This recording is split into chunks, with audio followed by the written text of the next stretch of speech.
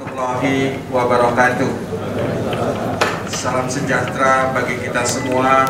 Om Swastiastu.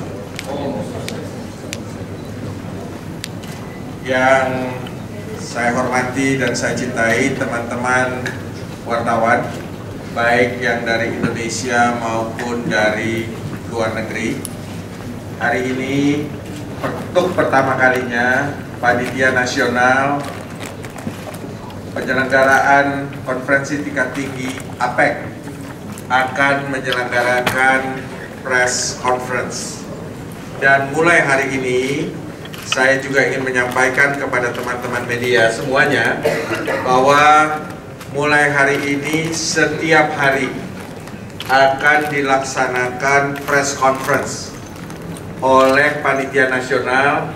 Namun untuk kali pertama lengkap hadir di hadapan Anda semua adalah orang-orang yang bertanggung jawab dan melaksanakan kegiatan persiapan dari KTT APEC ini secara keseluruhan. Mungkin banyak di antara Anda semua yang belum mengenal wajah-wajah yang ada di depan Anda semua. Saya memperkenalkan diri. Yang pertama, nama saya Hairul Tanjung. Dalam kapasitas saya sebagai Ketua Ekonomi Nasional, berdasarkan kepres dibentuknya Panitia Nasional Penyelenggaraan KTT APEC, saya bertugas sebagai Wakil Ketua Panitia Nasional. Di sebelah kiri saya ada Pak Lambok. Pak Lambok jabatan sehari-harinya adalah Sekretaris di Kementerian Sekretariat Negara, ya. Beliau juga menjabat sebagai sekretaris di kepanitiaan penyelenggara. Lalu di sebelah kiri Pak Lambok, tentu kita mengenal semua, adalah Bapak Gubernur Daerah Tingkat 1 Bali, ya, Pak Pastike, ya. Dan di sebelah beliau adalah Dirjen Pelayanan Informasi Komunikasi Publik, ya, Pak Freddy. Ini beliau dari Kementerian Kominfo. Lalu di sebelah kanan saya ini dari Kementerian Luar Negeri, yaitu Bapak Wakil Menteri Luar Negeri. Di sebelah Pak Wamenlu ada Bapak Wakil Menteri Pariwisata dan Ekonomi Kreatif.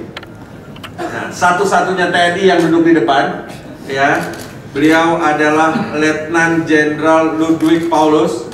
Beliau menjabat sebagai Panglima Komando Operasi Gabungan, ya, terkait dengan pengamanan KTT APEC. Ya, jadi karena operasi gabungan di sini bukan cuma angkatan darat, ada angkatan laut, angkatan udara, dan juga kepolisian, ya, maka beliau telah ditetapkan sebagai Panglima Komando Gabungan, ya. Lalu di sebelah Pak Ludwig ada Pak Bupati Badung, ya. Pak Bupati Badung ini juga membantu untuk persiapan khususnya dari daerah karena lokasi penyelenggaraan KTT APEC ini berada di Kabupaten Badung. Yang terakhir adalah Pak Yuri. Beliau adalah Dirjen di Kementerian Luar Negeri, membidangi Asia Pasifik, yang tentu terkait dengan substance di dalam penyelenggaraan KTT APEC ini. Nah, teman-teman sekalian, press conference ini akan dilaksanakan dalam bahasa Indonesia. For foreign journalists can ask when the session of question and answers, you can ask with English and everybody can answer also with English. Ya, but for announcement we will use bahasa Indonesia. Ya, jadi ini teman-teman kita akan gunakan bahasa Indonesia. Ya, nanti teman-teman yang ada di depan ini akan menyampaikan secara menyeluruh tentang persiapan KTT APEC yang akan terselenggara dalam waktu dekat ini. Bapak-bapak, ibu-ibu, saudara-saudara sekalian, pertama-tama Panitia Nasional akan menyampaikan bahwa terkait dengan kesiapan KTT APEC yang akan terselenggara sebenarnya mulai dari hari-hari ini, namun tepatnya mulai dari tanggal 7 dan 8 Oktober tahun 2013, insya Allah seluruh kesiapan, mulai dari kesiapan infrastruktur, kesiapan tempat pelaksanaan, kesiapan materi, kesiapan substansi, dan kesiapan pengamanan telah dilakukan secara baik. Panitia Nasional dapat mengatakan bahwa kami telah siap untuk menyelenggarakan KTT APEC sesuai dengan jadwal yang telah ditetapkan. Untuk infrastruktur, tentu kita semua tahu, mulai dari tahun lalu beberapa proyek infrastruktur telah dikerjakan dalam rangka menyambut KTT APEC ini. Tentu kita semua mengetahui mulai daripada penyelesaian underpass Dewa Ruci yang pertama, yang dulu dikenal dengan Simpang Siur. Sekarang Pak Gubernur bilang sudah tidak ada Simpang Siur lagi. Yang ada adalah underpass Dewa Ruci yang telah selesai, yang mengakibatkan lancarnya arus lalu lintas di dalam kota Denpasar menuju kawasan Kabupaten Badung. Itu juga telah selesai dan digunakan secara baik. Yang kedua, tentu kita ketahui bahwa jalan tol yang sudah diberi nama oleh Bapak Presiden pada waktu peresmiannya adalah Jalan Tol Mandara yang membelah tepian laut juga telah selesai dan telah dipakai dan digunakan pada hari ini.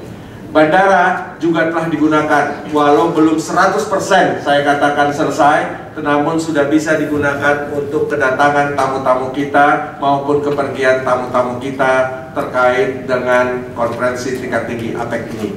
Begitu juga tempat-tempat penyelenggaraan terkait dengan KTT APEC. Saya ambil contoh, gedung ini misalnya, ini BNDCC 2 yang dibangun khusus oleh development atau developer swasta untuk dijadikan tempat sebagai media center, juga telah selesai dan telah digunakan secara baik.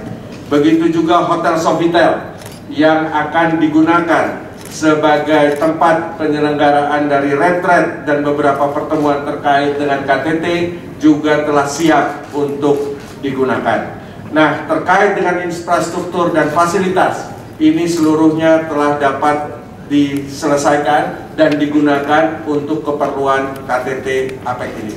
Tentu ada infrastruktur penunjang lain, misalnya penguatan signal-signal terkait dengan pemakaian telekomunikasi, terkait dengan wifi, infrastruktur dan lain sebagainya, itu juga telah selesai dilaksanakan. Hadir juga di sini ada Dirut Telkom. Nanti kalau yang mau bertanya tentang infrastruktur telekomunikasi, saya persilakan.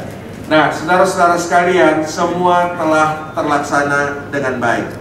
Sampai hari ini, Bapak Ibu sekalian, telah terdaftar tidak kurang dari 4.022 orang delegasi yang akan datang dalam rangka KTT APEC ini. 4.022 orang delegasi ini belum termasuk peserta yang ikut di dalam KTT bukan KTT, maaf, APEC CEO Summit. Saya ulangi, APEC CEO Summit yang jumlahnya tidak kurang dari 1.200 CEO yang akan hadir di dalam KTT, di dalam APEC CEO Summit tersebut. Jumlah wartawan yang terregister yang akan hadir meliput seluruh kegiatan KTT ini tidak kurang dari 3.157 orang yang terdaftar di dalam list kami. Jadi Bapak Ibu sekalian, saudara-saudara sekalian, semua terkait dengan kesiapan telah secara umum disampaikan bahwa secara kesiapan ini kita telah siap. Namun demikian, saya akan minta masing-masing pihak untuk menjabarkan, menjelaskan kira-kira terkait dengan tugas dan tanggung jawab masing-masing. Tentu saya pertama akan minta Wakil Menteri Luar Negeri menjelaskan tentang agenda acara yang terkait dengan KTT ini, dan juga menjelaskan tentang hal-hal substansi yang dianggap penting, yang dianggap perlu untuk diketahui oleh teman-teman media sekalian. Itu saya persilakan. Terima kasih Bapak Pimpinan. Assalamualaikum warahmatullahi wabarakatuh. Izinkan kami untuk memberikan gambaran secara sepintas mengenai rangkaian kegiatan APEC Indonesia 2013 yang tentunya akan kita awali dengan program-program yang telah dilakukan selama periode keketuaan Indonesia sejak awal Januari tahun 2013. Baik, terima kasih.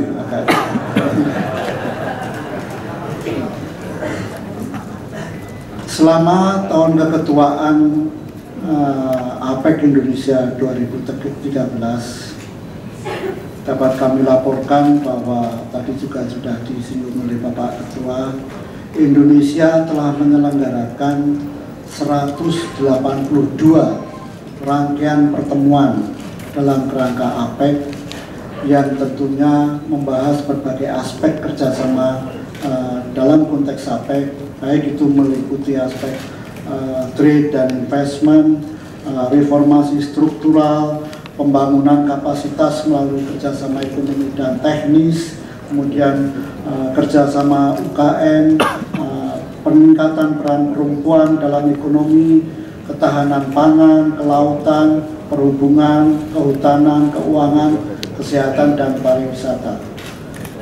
Penyelenggaraan rangkaian kegiatan pertemuan APEC pada saat keketuaan Indonesia tahun 2013 ini dilakukan di berbagai daerah. Termasuk tentunya adalah di samping di Jakarta beberapa kali pertemuan kita laksanakan di sana, kita menyelenggarakan juga rangkaian pertemuan di Lombok, di Yogyakarta, Surabaya, Makassar, Solo, Manado, Medan, Palembang, dan tentunya APEC Leaders Week yang akan kita lakukan di Nusa Dua Bali pada saat ini. Dari berbagai rangkaian kegiatan penyelenggaraan pertemuan APEC dapat kami sampaikan lebih dari 10.000 delegasi hadir pada pertemuan-pertemuan tersebut. Tentunya bagi kita mempunyai makna yang sangat penting, sangat strategis. Pada satu sisi kita juga bisa memberikan gambaran mengenai peluang-peluang yang terbuka di berbagai daerah yang sebagaimana saya sebutkan tadi, memberikan kesempatan kepada para delegasi APEC untuk bisa memanfaatkan, memberikan pemahaman yang lebih utuh mengenai Indonesia. Untuk APEC Leaders Week pada kali ini, tadi sebagaimana disampaikan oleh Bapak Ketua bahwa hingga tanggal 2 Agustus yang lalu sudah terdaftar 4.022 delegasi yang secara resmi telah mendaftarkan pada sekretariat APEC. Sementara itu, untuk rangkaian kegiatan APEC Leaders Week pada minggu ini dapat kami informasikan adalah pertama, APEC Senior Official Meeting Concluding SOM, ya.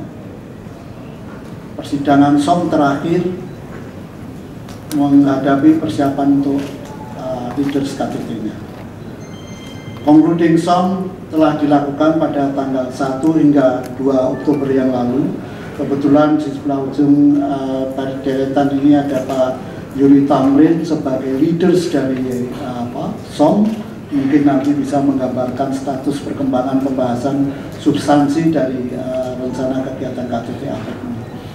Kemudian besok akan disusul dengan APEC Ministerial Meeting yang akan dilakukan pada tanggal 4 hingga tanggal 5 Oktober. Setelah APEC Ministerial Meeting, kemudian akan dilanjutkan dengan APEC CEO Summit yang akan dilaksanakan pada tanggal 6 hingga 7 Oktober. Baru pada tanggal 7 dan 8 akan memasuki APEC Economic Leaders Meeting yang akan berlangsung di Sofitel Hotel. Dapat kami sampaikan bahwa hingga saat ini seluruh leaders menyatakan konfirmasi kehadirannya pada KTT APEC ke-21 ini, dan diperkirakan kehadiran para leaders akan mulai pada tanggal 5 Oktober yang akan datang. Akan ada sekitar 8 leaders hadir tiba di Bali pada tanggal 5 Oktober. Kemudian pada tanggal 6 Oktober sekitar 11 leaders akan mendarat di Bali, dan pada tanggal 7 Oktober ada sekitar 7 leaders yang akan tiba di Bali. Rangkaian persiapan untuk kegiatan ini sudah dilakukan, tentunya dalam konteks leadersnya sendiri formatnya akan dalam bentuk retreat. Namun sebelum itu akan diadakan juga ada rencana kegiatan leaders dialog, APEC dialog dengan leaders. Pada tanggal 7 Oktober pagi akan diadakan pertemuan dialog antara para leaders dengan APEC, para pimpinan-pimpinan dunia usaha. Kemudian di samping itu pada tanggal 8 pagi juga akan ada pertemuan informal conversation antara para leaders dengan guest dari Chair APEC tahun 2013 Indonesia, yaitu 4 pimpinan negara pemerintahan dari negara-negara Pasifik yang terdiri dari Fiji, Solomon Island, Marshall Island, dan Kiribati. Sifatnya ini adalah undangan dari Presiden Indonesia sebagai chair dari APEC tahun 2013 ini. Kemudian tentunya akan ada kegiatan lain yang mungkin akan bisa dijelaskan oleh Bapak Jaya dari besok atau bidang-bidang yang terkait. Sementara dalam konteks substansinya nanti mungkin teman-teman Pak Sultan akan bisa menambahkan. Demikian Pak. Ya, terima kasih. Nah, itu kira-kira gambaran secara umum terkait dengan kesiapan agenda dan materi. Nah, mungkin saya minta yang kedua ini Gubernur Bali untuk menyampaikan kesiapan daerah terkait dengan penyelenggaraan KTT APEC ini. Perlu saya sampaikan bahwa pemerintah daerah dalam hal ini pemerintah daerah tingkat 1 Bali maupun pemerintah daerah tingkat 2 Bandung itu sangat membantu sekali di dalam penyelenggaraan kesiapan KTT ini. Saya persilakan Pak Gubernur. Terima kasih. Tes. Terima kasih Bapak Pimpinan atas kesempatan yang diberikan. Saudara sekalian, para wartawan dari seluruh media yang hadir di sini, Bali sebagai tuan rumah sampai sejauh ini sudah mempersiapkan segalanya, tentu saja dengan bantuan dan partisipasi dari semua pihak. Yang pertama adalah masalah infrastruktur tadi yang sudah disampaikan oleh Bapak Pimpinan, mulai dari airport, underpass, jalan tol Bali Mandara, hotel-hotel, restoran, dan juga tempat-tempat outlet dari handicraft atau hasil-hasil kerajinan Bali. Kemudian masalah-masalah yang dirasakan oleh Bali sebagai keuntungan dari diselenggarakannya APEC ini, tadi infrastruktur itu yang pertama. Tentu saja dengan diselenggarakan APEC ini kami menjadi banyak sekali perbaikan dan tambahan infrastruktur yang memungkinkan kami untuk menyelenggarakan event-event yang barangkali lebih besar dari ini di kemudian hari. Kita juga karena kebetulan ini sudah disiapkan, beberapa waktu yang lalu kita juga sudah berhasil menyelenggarakan Miss World Contest di sini dan telah dilaksanakan dengan sukses, aman dan lancar. Di samping itu ada beberapa hal yang intangible values yang saya kira kami sudah rasakan sekali. Yang pertama adalah masalah promosi tentu saja, sehingga kita harapkan dengan menjadi host yang sebaik-baiknya, mudah-mudahan dari mulut ke mulut yang dibawa oleh delegasi dan rombongannya kembali ke negaranya akan menjadi sumber promosi yang begitu baik dan besar dan signifikan. Selanjutnya, kami juga dengan mudah-mudahan dengan dilaksanakannya ini memperoleh self confidence, kepercayaan diri untuk melaksanakan tugas-tugas seperti ini selanjutnya demi bangsa dan negara kita. Di samping itu tentu saja program atau proyek ini atau kegiatan ini, event ini juga memberikan menghidupkan kreativitas, budaya dan seni kita. Sehingga dengan demikian apa yang menjadi modal dasar dari Bali, yaitu budaya dan seni, adat, tradisi, itu juga akan senantiasa tetap hidup dan bisa kita kembangkan dan lestarikan. Selanjutnya tentu saja masalah tenaga kerja. Saya kira untuk menyelesaikan ini saja, gedung ini dan juga gedung-gedung lain, hotel-hotel lain, saya kira puluhan ribu pekerja yang telah dikerahkan. Jadi bukan hanya bisa memberikan manfaat bagi tenaga kerja Bali, tapi juga dari sekitar Bali, dari Jawa, dari Lombok, dari Sumbawa dan seterusnya. Sehingga dengan demikian kita sudah bisa memberikan lapangan pekerjaan bagi begitu banyak orang. Selanjutnya juga lokal produk kita. Jadi komoditas lokal kami menjadi sangat laku, misalnya buah lokal, bunga, kerajinan-kerajinan yang dimanfaatkan dalam pertemuan ini. Dari aspek masyarakat, saya kira sangat siap, antusiasme tinggi sekali, seolah-olah ada demam APEC sekarang ini di kalangan masyarakat kita, dan semua berharap supaya ini bisa berjalan dengan lancar karena menyangkut kehidupan mereka di masa yang akan datang. Saya kira itu yang perlu saya sampaikan. Nanti masalah keamanan dan sebagainya saya kira sudah ada yang membidanginya. Tetapi secara tradisional masyarakat Bali sudah siap untuk membantu keamanan, ketertiban, sehingga dengan demikian mudah-mudahan pekerjaan menjadi lebih mudah. Terima kasih, Bu. Terima kasih Pak Gubernur. Sekarang saya akan meminta Sekretariat Negara terkait dengan kesiapan fasilitas yang digunakan untuk para tamu negara-negara kita. Silakan Pak Lamo.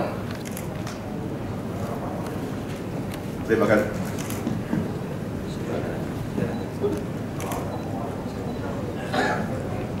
Terima kasih Pak Pimpinan, Bapak-bapak dan Ibu wartawan yang kami hormati. Kami akan menambahkan apa yang sudah dikemukakan oleh Pak Pimpinan. Pertama-tama akan sampaikan bahwa pimpinan ekonomi yang akan hadir itu 21 leaders. Dan untuk itu kami sudah mempersiapkan akomodasi untuk itu. Ada 13 hotel yang tempat menginap mereka. Antara lain Sofitel Hotel, The Conrad Tanjung Benua, Nusa Dua Beach, Westin, The Lagoon, Melia Bali, Grand Hyatt, Ayodhya, St. Regis, Mulia, Nico, Intercontinental, dan Le Méridien. Kemudian dalam rangka kendaraan yang dipergunakan oleh para leaders itu, kami juga sudah persiapkan rangkaian kendaraan, baik itu dari bandar udara menuju tempat penginapan dan juga sebaliknya nanti kepulangannya dari tempat penginapan ke bandar udara.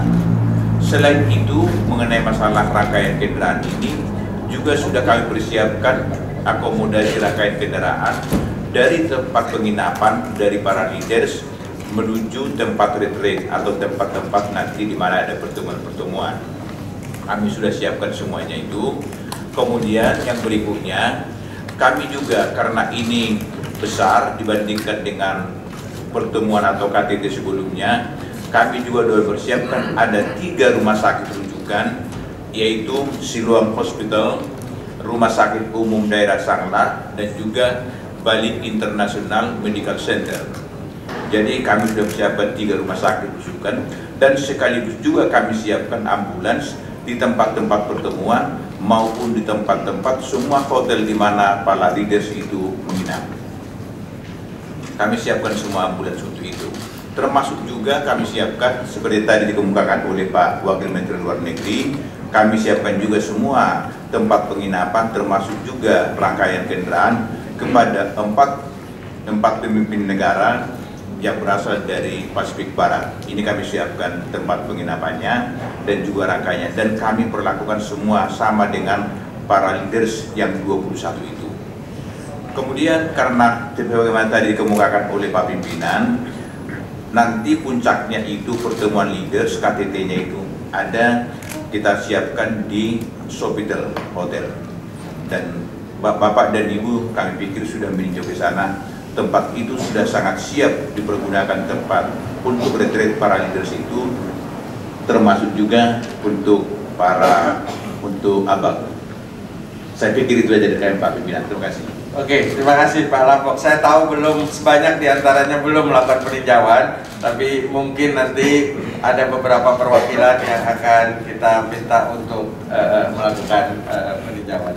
Ya. Oke, nah yang berikut Kementerian Pariwisata dan Ekonomi Kreatif bertanggung jawab terhadap 2 program, yaitu program atau event yang pertama adalah Gala Dinner, yang kedua adalah event spouse program atau program untuk istri atau pendamping kepala negara. Nah, untuk itu saya persilakan Pak Wamen, Pak Rekraf untuk menyampaikan secara ringkas saja hal-hal yang perlu diketahui oleh teman-teman media kita.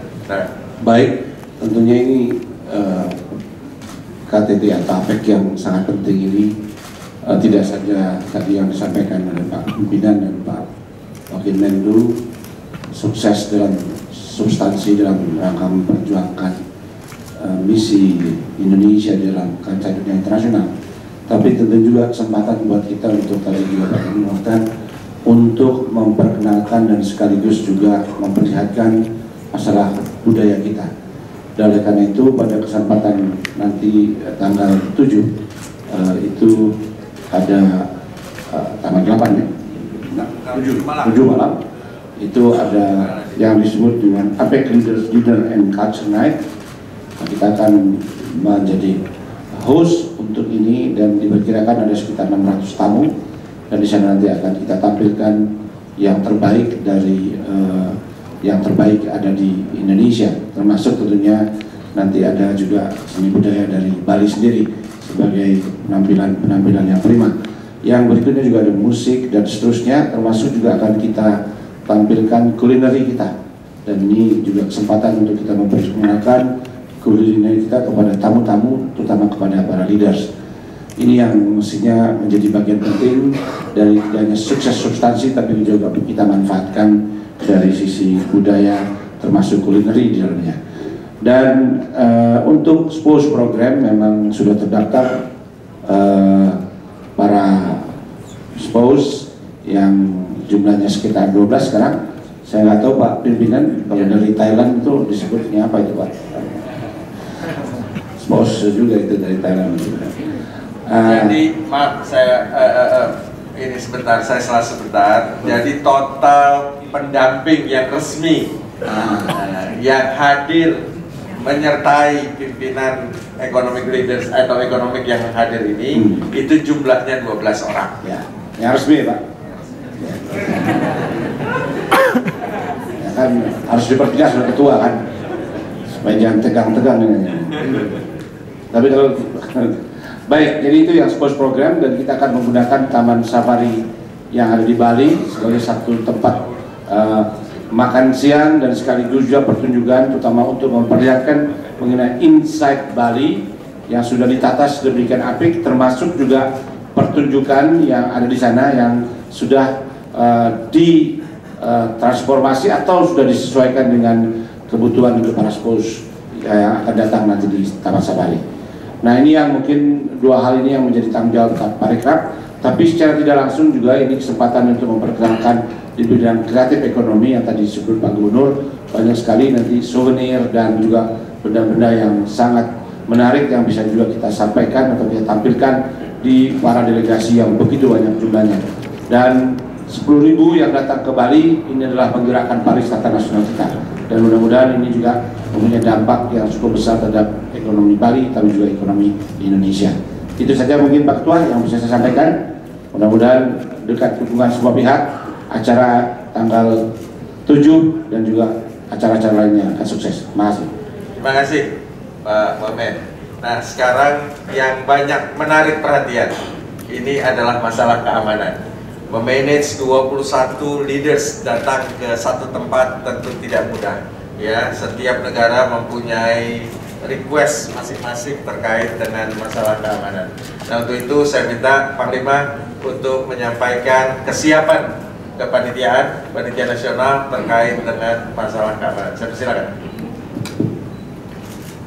Terima kasih pimpinan rapat dan rekan-rekan insan pers yang saya cintai dan saya banggakan. Tentunya kita sadari bersama bahwa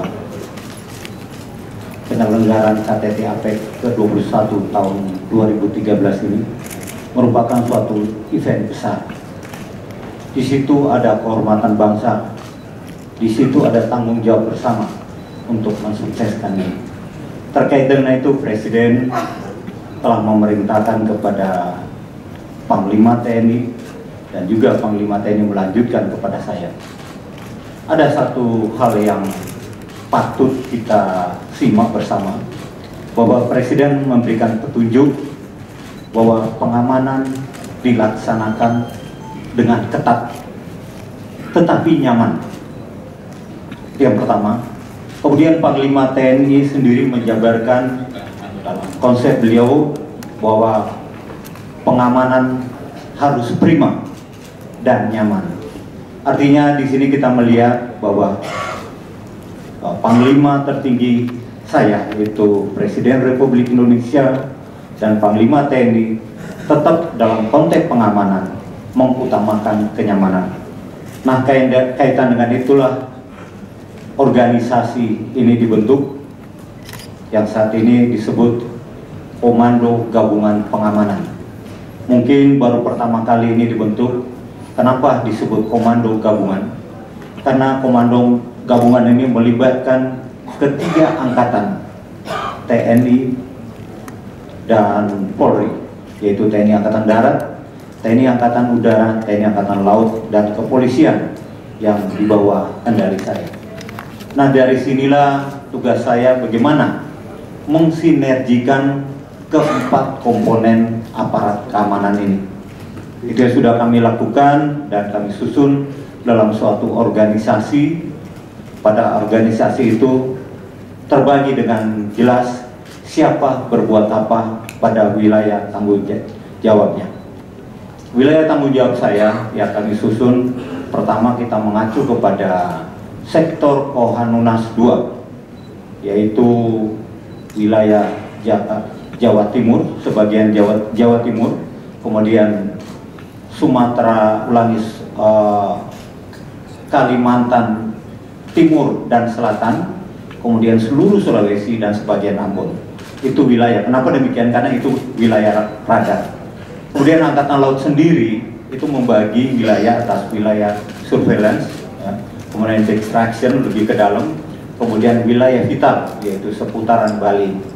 Kemudian dari sini unsur darat membagi wilayah daratan Bali ini dalam pola yang kita sebut pola ring. Disinilah diatur siapa yang bertanggung jawab pada ring 1, ring 2, dan ring 3. Nah, inilah yang telah kita lakukan, dan pada saat ini kita telah melewati tahapan cipta kondisi, atau dalam istilah kepolisian adalah pra kondisi. Sedang kita lakukan sehingga mungkin rekan-rekan wartawan merasakan saat akan masuk ke wilayah Bali, terutama lewat laut, udara, akan merasakan bahwa ada upaya-upaya yang dilakukan untuk mensukseskan pengamanan APEC ini. Kaitan dengan ini, kami menggunakan dua sistem, yaitu pertama sistem senjata sosial. Apa maksudnya sistem senjata sosial? Kita mendekati masalah itu secara persuasif. Kita lihat ada sweep, ada rahasia-rahasia yang dilakukan oleh pihak kepolisian secara persuasif. Dan ini juga kita menggunakan kearifan lokal. Jadi kearifan lokal yang ada di Bali kita manfaatkan, termasuk nanti sampai saat pelaksanaan.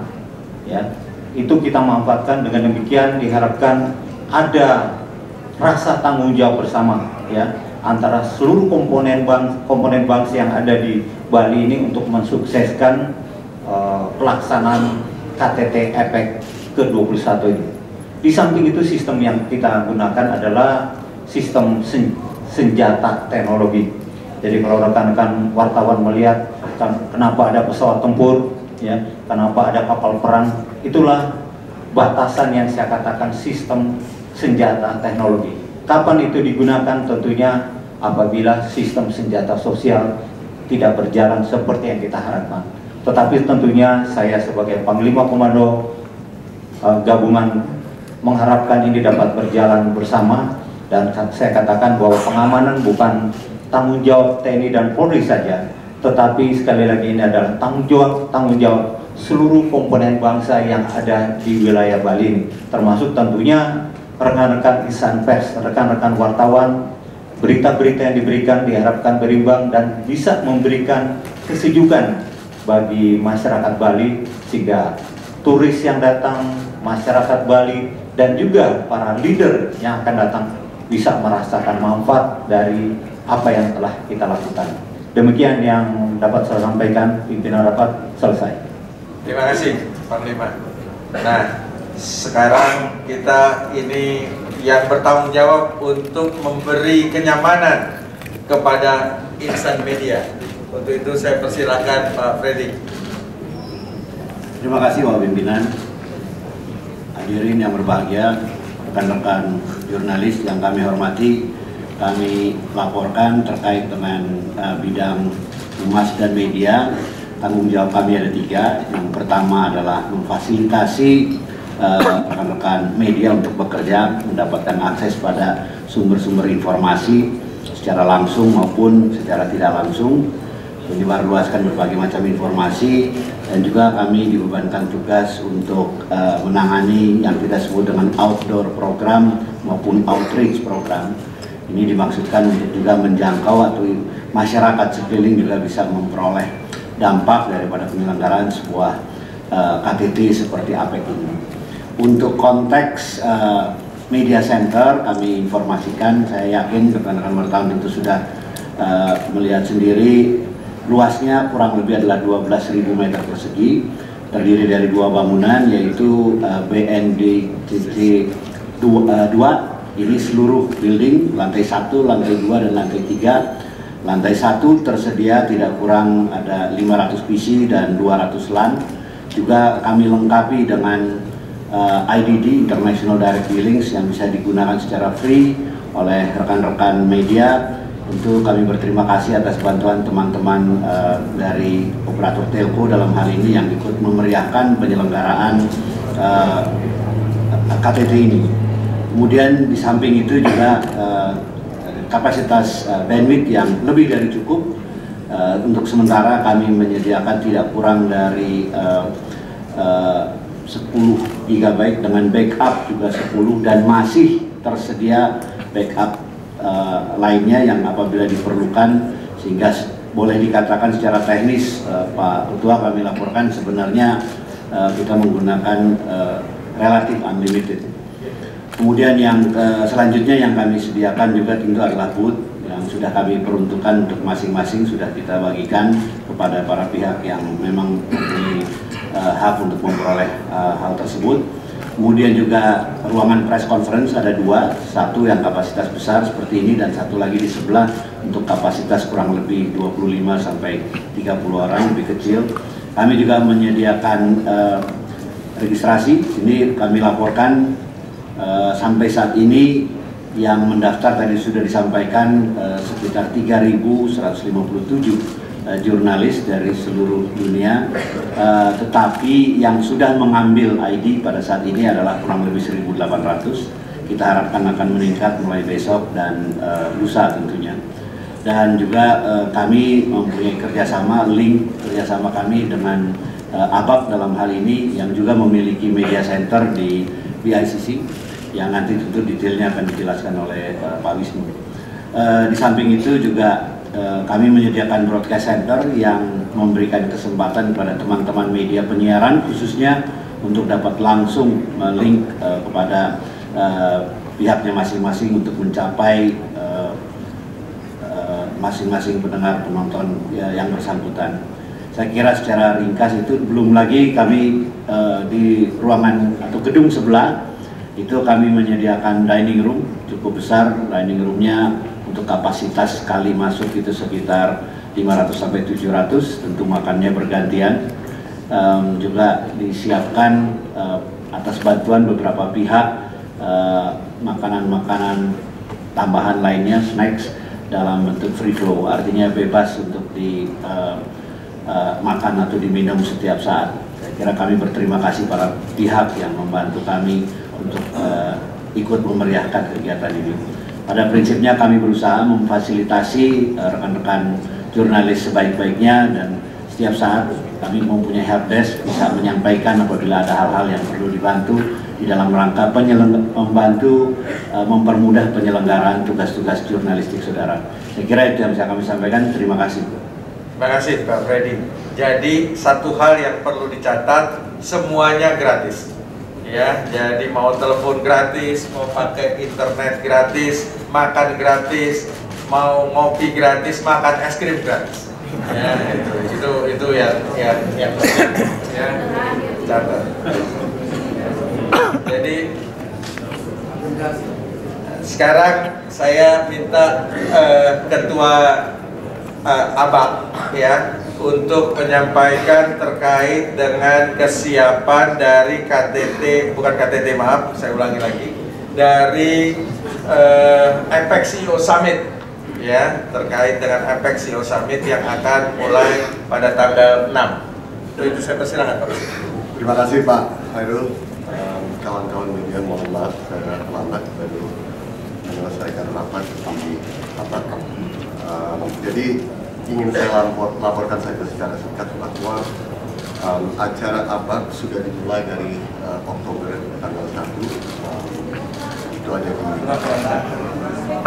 press. Ingin dilaporkan saja secara singkat bahwa acara ABAP sudah dimulai dari tanggal 1 Oktober dan akan berjalan sampai tanggal 4 Oktober. Nah, tugas kami adalah menyiapkan laporan kepada 21 pemimpin ekonomi, yang mana kami akan bertemu dengan pemimpin 21 ekonomi itu tanggal 7 untuk menyampaikan rekomendasi-rekomendasi yang sedang disiapkan. Di tanggal 5 ini akan ada Small Medium Enterprises Summit yang akan dipimpin oleh Saudara Erwin Aksa, salah satu alternate member dari ABAP, dan dilanjutkan dengan Indonesia Business Luncheon, di mana kami juga akan menyiapkan pertemuan dengan stakeholder Indonesia dan dunia usaha yang ada di luar.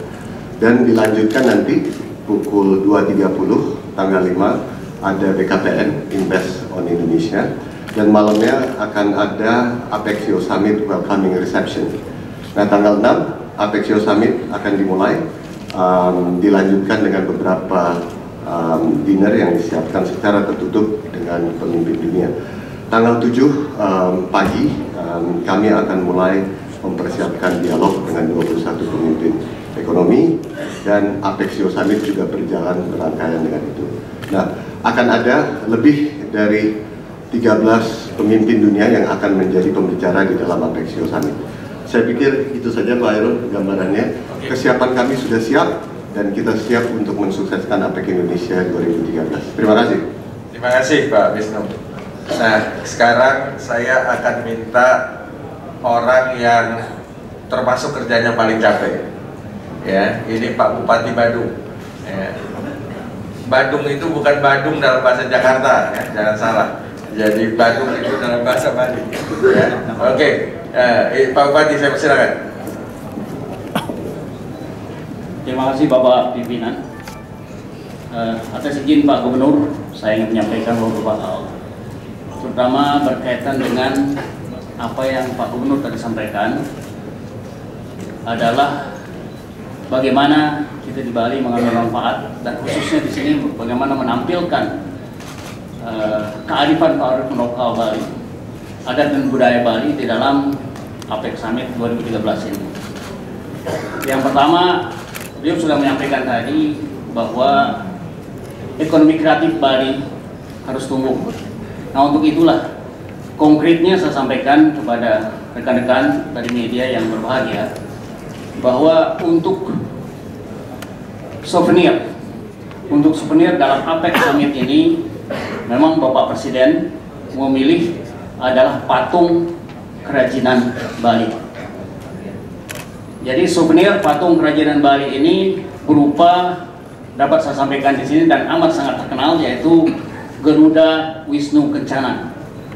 Tapi Garuda Wisnu Kencana di sini nampaknya lebih lengkap dibandingkan yang sementara ditampilkan di GWK, di mana Garuda ini terdiri dari yang di bawahnya itu ada namanya Bedawang Nala, itu yang penyu, kemudian ada naganya, dan sudah perang tentu ada Garuda, dan kemudian ada Wisnu yang membawa cakra. Jadi Bapak Presiden menugaskan kami untuk mempersiapkan itu, dan bahannya sendiri adalah bahan dari kayu lokal yang kita sebut di sini kayu panggal buaya. Saya tidak tahu bahasa Latinnya di sini. Jadi kayu lokal, kayu panggal buaya itu hidup di semak-semak di Bali, dan ini menjadi patung sangat-sangat halus sekali. Itu yang pertama. Yang kedua, untuk pakaian leaders yang nanti akan tampil di dalam, kalau tidak salah dalam gala dinner nanti, ya Pak Ketua. Iya, betul. Itu adalah memakai pakaian endak Bali. Jadi semua leaders yang akan tampil di situ memakai pakaian endak Bali yang sudah barang tentu sudah dipilih oleh Bapak Presiden dan Ibu Negara. Endak namanya, endak. ENDEK. ENDEK. Itu yang dipakai Pak. Saya, yang pakai saya. Gitu. Ini salah satu contoh, tapi yang jelas tidak yang ini dipakai Obama. Yang dipakai Pak Bupati itu yang jeleknya. Ini dipakai ini. Ya, ini lebih baik sedikit. Nanti yang dipakai leaders jauh lebih baik. Jauh lebih baik. Jadi ini seragam kami di Pemkab Badung. Jadi nanti endak, jadi tenun ikat Bali asli itu yang dipakai oleh para kepala negara nanti. Jadi yang pertama sudah sampaikan, yang kedua itu, dan yang ketiga yang akan tampil nanti dalam gala dinner, kebetulan kita masih berbicara gala dinner, adalah tarian selamat datang, yaitu adalah tari Sekar Jepun. Ini adalah maskot dari Kabupaten Badung yang tidak lebih waktunya dari 5 menit nanti akan ditampilkan. Terserah besaran panggung, bila mana panggung memungkinkan itu akan ada 40 penari-penari cantik dari Badung akan menarikan tari Sekar Jepun sebagai selamat datang di dalam gala dinner nanti. Sudah diseleksi Pak Wamen.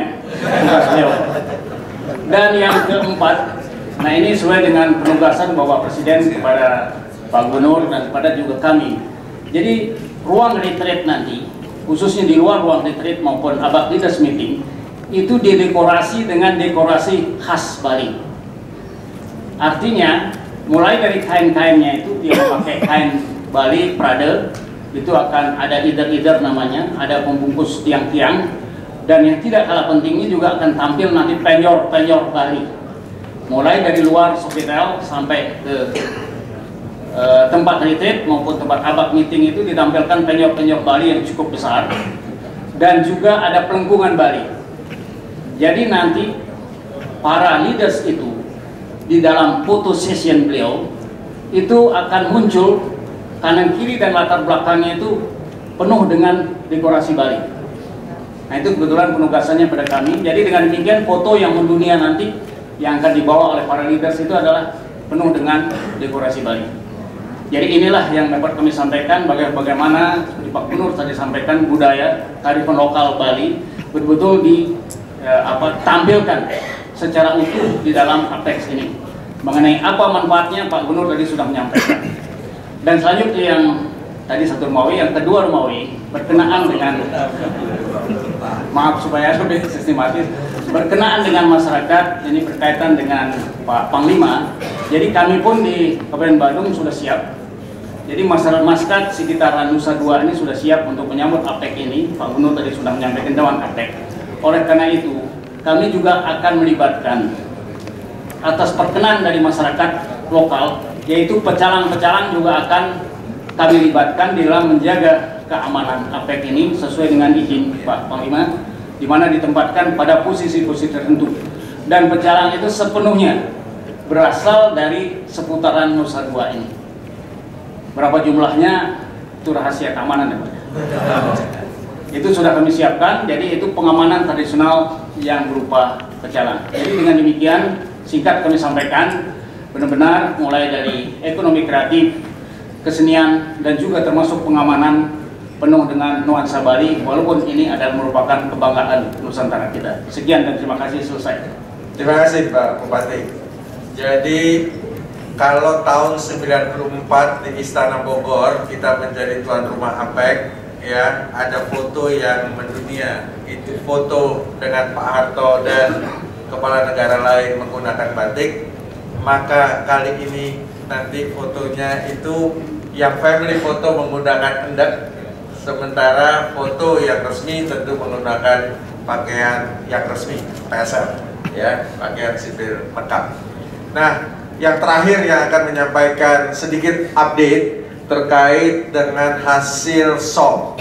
SOM itu Senior Official Meeting, ya, yang akan dibawa ke Ministerial Meeting dan akan dibawa lagi ke Leaders Meeting. Saya minta Pak Yuri sebagai Dirjen Asia Pasifik untuk mengupdate secara ringkas. Terima kasih. Terima kasih Bapak Pimpinan, teman-teman media yang kami hormati. Pertama-tama saya berterima kasih sekali mendapatkan kesempatan untuk melaporkan sedikit perkembangan tentang aspek substansi dari APEC Indonesia 2013. 19 tahun yang lalu APEC berlangsung di Bogor menghasilkan Bogor Goals. 19 tahun kemudian berlangsung di Bali dan kita harus menghasilkan sesuatu yang setara atau harus lebih. Oleh karena itu kita ingin Indonesia tidak hanya memimpin APEC tapi memberikan leadership dalam proses ini. Bapak dan Ibu, dari sisi substansi saya bisa laporkan bahwa semuanya terkontrol. Saat ini sudah ada 20 deliverables, proposal utama yang kita bahas selama setahun ini. 97% alhamdulillah sudah diterima utuh atau dengan sedikit amendment, dan 3% lainnya masih perlu penajaman, dan kami kira pada saatnya akan selesai dengan baik. Kami ingin menggarisbawahi bahwa dari 20 deliverable ini akan membuat APEC relevan dengan tantangan yang ada saat ini. Recovery dunia masih lemah, lalu juga relevan dengan kebutuhan rakyat, bagaimana mendekatkan APEC dengan rakyat. Dan ketiga, deliverable kita ini juga memiliki aspek visionary, mau dibawa kemana APEC sampai 2030 misalnya. Jadi kami bisa laporkan bahwa sejauh ini dari sisi substansi semuanya terkawal, dan mudah-mudahan pada saatnya semua akan selesai dan disepakati oleh semua ekonomis. Demikian Pak. Terima kasih Pak Yuri.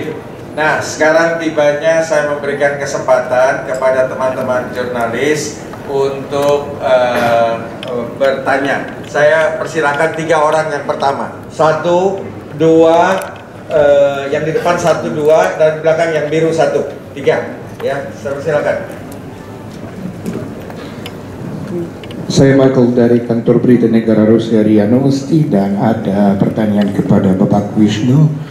Karena 1 tahun kemarin di Vladivostok Rusia, Indonesia janji akan ada kelanjutan daripada inisiatif Rusia sebagai ketua APEC tahun kemarin, dan bagaimana situasi dengan kelanjutan itu sekarang? apa ada ini dalam usul yang akan diberikan ABAK kepada leader. Dan juga karena Bapak Yuri punya nama Rusia, jadi saya mesti tanya Bapak Yuri juga. Kira-kira pertanyaan sama, bagaimana ada satu pendapat bahwa pada bulan terakhir, tiga bulan terakhir Rusia masih ketua APEC tahun kemarin, ini perhatian daripada Rusia kepada APEC turun. Bagaimana dengan Indonesia? Ini nanti juga turun sesudah summit ini atau 3 bulan yang masih ke depan APEC masih sangat penting untuk Indonesia. Terima kasih banyak. Terima kasih. Bisa tadi satu yang spesifik, yang kelanjutan dari Rusia itu bidangnya apa? Agak sangat spesifik. Nanti jangan dijawab dulu Pak Wisnu, nanti biar 3 ini ya. Yang spesifik. Bidang yang ingin dilanjutkan dari Rusia itu apa? Yang di Vladivostok, Rusia, 1 tahun kemarin Indonesia janji nanti ada kelanjutan daripada inisiatif yang diberikan Rusia sebagai ketua APEC tahun kemarin. Ada spesifiknya? Ada cukup banyak. Pertama nih infrastruktur, juga teknologi, macam-macam. Saya pasti Bapak Wisnu tahu jauh lebih bagus dari terima kasih. Ya, silakan. I'm a journalist from Hong Kong, China, and I've had several questions for Vice Minister of Foreign Affairs.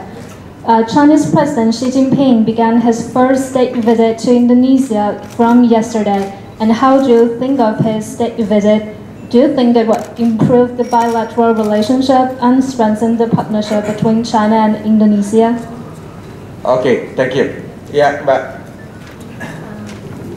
Tadi sudah disebutkan beberapa kesiapan termasuk infrastruktur dan lain-lain. By the way, saya Galuh dari Bloomberg TV Indonesia. Kemudian jadi berapa total nilai investasi untuk penyelenggaraan APEC ini? Berapa persen dari APBN dan berapa persen dari pihak swasta? Terima kasih. Oke, terima kasih. Ya, silakan Pak Wisnu. Thank you. I would like to answer your question on bahasa ya. Boleh. It's I think APEC is becoming more. Oh sorry.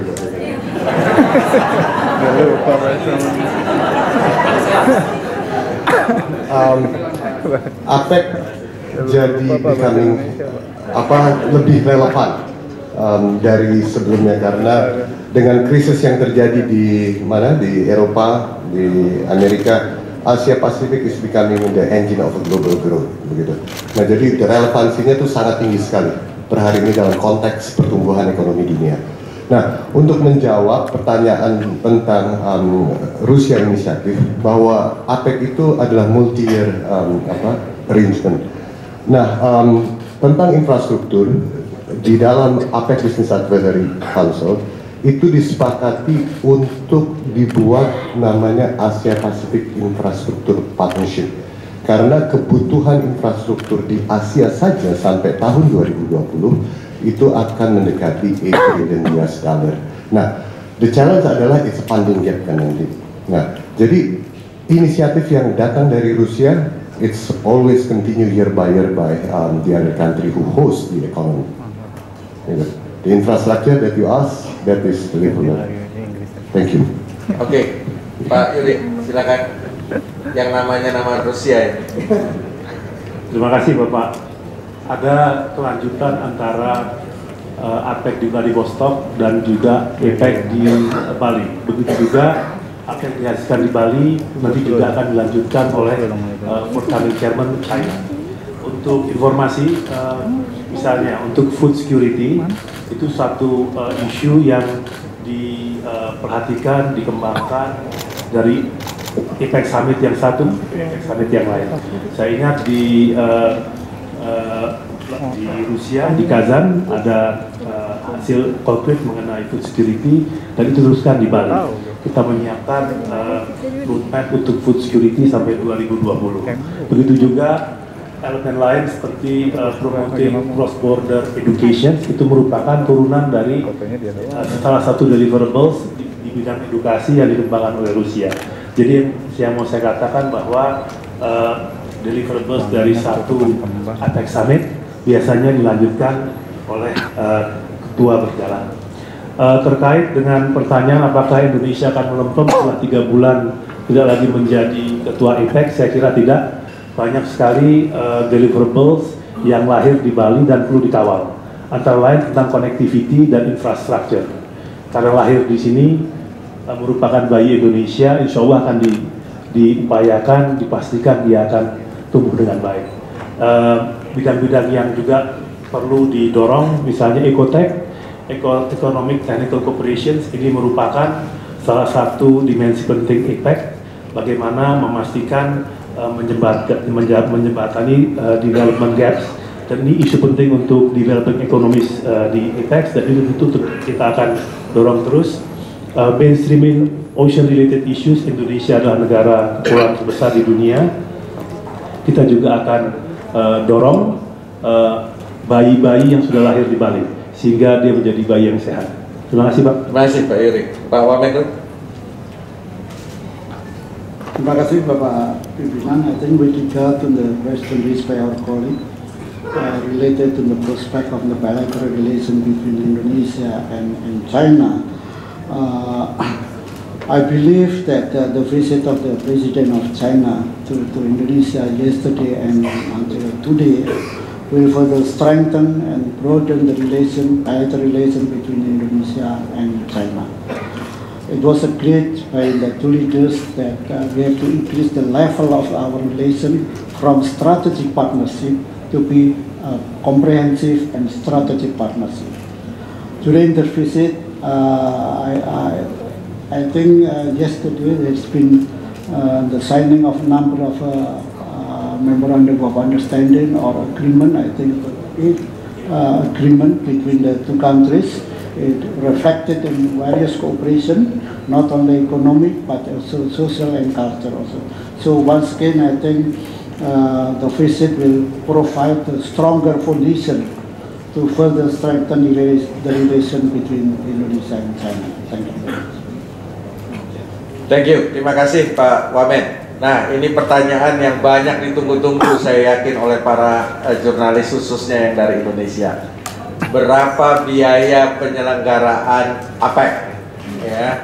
Nah, saudara-saudara sekalian, saya kebetulan secara khusus diminta Presiden mendampingi beliau ke Vladivostok. Ya. Pesan bahwa Presiden setelah selesai melakukan KTT APEC di Vladivostok, ya, bahwa Presiden cuma pesan satu kepada saya: bisakah kita membuat KTT APEC lebih baik dari Vladivostok? Ya, jawabannya harus, ya kan? Jadi, tapi jangan ditanya. Lalu saya coba ngecek berapa biaya, ya, penyelenggaraan APEC di Vladivostok, mulai dari pembangunan infrastruktur dan lain sebagainya.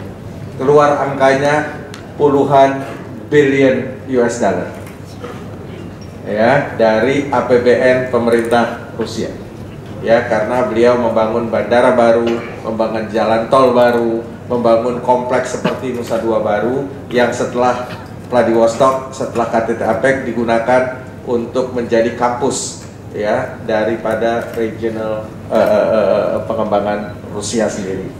Nah, kalau mereka puluhan billion dollars, berapa yang kita habiskan?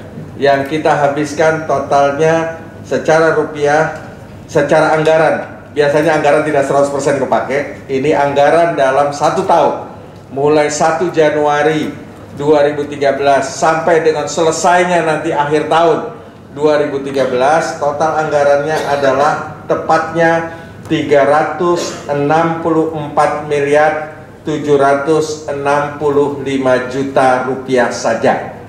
Ya. Ya.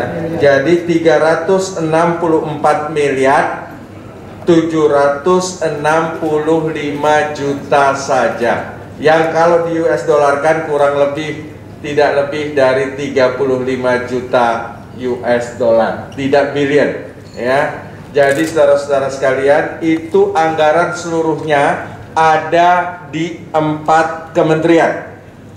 Yang pertama adalah Kementerian Sekretaris Negara, terkait untuk penyelenggaraan tadi, akomodasi, hotel kepala negara, kendaraan dan lain sebagainya, terkait pengamanan. Di sini ada anggaran Pas Pampres, ada anggaran untuk Panglima TNI, ada anggaran untuk BAIS dan lain sebagainya. Itu ada di Kementerian Sekretaris Negara. Yang kedua ada di anggaran Departemen Luar Negeri terkait dengan penyelenggaraan konferensi-konferensi dan lain sebagainya. Yang ketiga, anggaran ada di Kementerian Pariwisata dan Ekonomi Kreatif. Dan yang terakhir, anggarannya ada di Infocom, ya, Kementerian Kominfo, ya, Kominfo, ya, Kominfo, Infocom, sama aja sebenarnya.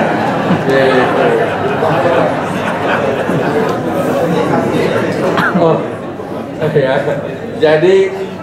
Jadi saudara-saudara sekalian, semua penyelenggaraan KTT APEC ini menghabiskan dana 364.765. Nah, kenapa bisa kok cuma sedikit? Ya, karena pembiayaan pembangunan tidak digunakan dana APBN. Contoh, ya, untuk membangun airport itu dilaksanakan oleh BUMN, yaitu PT Angkasa Pura I dengan mengundang investor juga dari asing. Jalan tol itu dibangun oleh BUMN, Jasa Marga yang berpatungan, ya, dengan para kontraktor dan pemerintah daerah tingkat 1 dan pemerintah daerah tingkat 2, ya. Untuk gedung ini BNDCC 100% dibangun swasta oleh Kompas Gramedia Group, ya. Yang berikutnya Sofitel itu dibangun 100% oleh swasta, yaitu Pak Trihatma perusahaannya. Jadi Sofitel bukan punya CT, ya. Gitu. Jadi ini sekaligus mengklarifikasi dan menjawab pertanyaan yang belum jelas, ya, ya. Jadi Sofitel itu adalah punyanya Pak Trihatma, Agung Podomoro Group, ya. Jadi itu supaya jelas. Jadi dengan begitu, itulah masalah pembiayaan. Tentu dengan biaya 364 miliar sekian, dengan event yang begini besar, impact yang luar biasa, lebih dari 200 event yang diselenggarakan, ya, dari Deplu saja sudah 180 sekian, itu baru Kementerian Luar Negeri, belum yang lain-lain, belum side event dan lain sebagainya. Ya, diperkirakan tidak kurang dari 100.000 orang itu datang ke Indonesia. Tadi saya ngobrol sama Pak Gubernur. Pak Gubernur, kalau ini turis kelas begini gitu datang, berapa average-nya? Beliau mengatakan kalau ini karena high-end, ya kira-kira 5.000 US dollar. Itu spendingnya, ya, dengan couplesnya, dengan semua segala macam. Jadi kalau saya hitung tadi, kalau 100.000 dikali 5.000 US dollar, kita bisa dapat kira-kira 500 juta US dollar, ya. Jadi itu jumlah yang signifikan dengan biaya, kalau ibaratnya 35 juta US dollar bisa dapat 500 juta US. Itu yang langsung, belum yang tidak langsung. Ya, Indonesia, Bali akan dikenal dunia, dipancarkan di seluruh dunia, apalagi kalau aman, nyaman, apalagi kalau pelaksanaannya membuat kesan yang luar biasa, ya, untuk seluruh yang hadir, termasuk para jurnalis yang akan menjadi tuan rumah kita. Oleh karenanya ini untuk teman-teman media kita, saya menghimbau, ya, untuk mari kita sama-sama mensukseskan, menjaga nama baik bangsa kita, sama-sama bisa menjadi tuan rumah yang baik untuk bisa dikenang oleh para tamu kita. Saya rasa itu, ya. Dan satu hal lagi yang ingin saya umumkan untuk teman-teman wartawan, tolong efektifkan pemakaian shuttle bus. Ya, kita telah menyediakan ratusan shuttle bus, ya, yang ready movement dari satu poin ke poin yang lain. Tolong digunakan secara baik. Kenapa? Karena nanti stiker-stiker kendaraan pribadi yang sudah dikeluarkan itu khusus untuk tanggal 6, 7, dan 8 tidak akan berlaku, karena akan ada stiker tambahan khusus kepada khusus untuk tanggal 6, 7, dan 8. Ya, kalau sekarang silakan, tapi 6, 7, dan 8 itu tidak. Jadi untuk supaya jangan sampai nanti kaget, dari sekarang gunakan shuttle bus secara sebaik-baiknya karena sudah disiapkan oleh panitia. Gunakan, dan sekali lagi Pak Labok ingetin saya, gratis. Lama Pak. Hah? Lama. Nah, ini nanti kita akan review. Pak Pahir ini Dirjen di Deplu yang bertugas untuk melakukan monitoring terhadap masalah shuttle bus. Tolong dicatat Pak Pahir, ya. Make sure bahwa shuttle bus itu nanti nggak boleh lama. Ya, jadi ini sekali lagi itu saja ya kalau nunggu 5 menit boleh lah, ya jangan jam. Oke, kita akan review, jumlahnya cukup banyak 178 ya, dan hari ini baru yang disiapkan oleh Kementerian Luar Negeri, belum nanti yang disiapkan oleh teman-teman dari Apexio Summit, belum dari yang lainnya lagi. Saya rasa itu saja untuk hari ini, ya mohon maaf karena waktunya juga sudah sebenarnya jam 3 harusnya sudah berakhir, sekarang 3:04. Saya rasa untuk press conference hari ini cukup, dan setiap hari akan selalu diadakan updating kepada Anda semua terkait perkembangan di dalam KTT APEC ini. Terima kasih dan selamat sore.